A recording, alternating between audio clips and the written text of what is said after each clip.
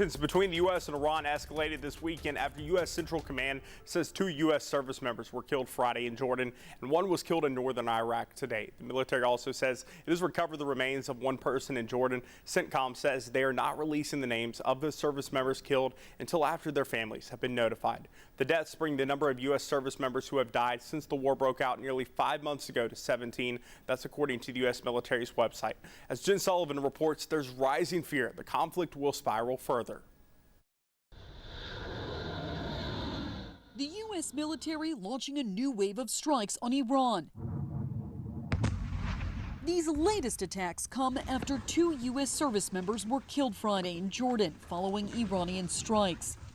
Defense Secretary Pete Hegseth posting on X saying, "Godspeed heroes, their sacrifice only stiffens our resolve." There's now a greater concern violence between the U.S. and Iran will further escalate. I think there will also be a little more severe retribution attacks for the killing of American troops. The U.S. and Israeli forces first launched strikes on Iran on February 28th. Since then, there have been multiple efforts by the U.S. and Iran to negotiate a peace deal, but so far nothing permanent has been finalized. And some worry the Trump administration may consider sending troops to Iran to de-escalate any further violence.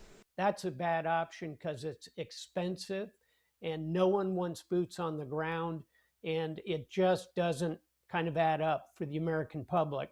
There's also economic concerns. If the U.S. and Iran exchange more strikes, maritime traffic through the Strait of Hormuz could severely slow once again, likely driving up oil and gas prices.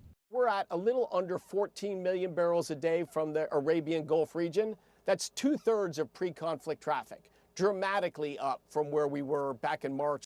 As of Sunday, oil and gas prices were going up again. And if oil operators are too worried to travel through this key waterway due to safety concerns, those prices could go up even further. I'm Jen Sullivan reporting. And today, the Pentagon announced another U.S. service member has died as a result of the United States conflict with Iran. It happened during a controlled detonation of an Iranian drone. U.S. Central Command says another service member was wounded during the detonation, and the individual is undergoing treatment.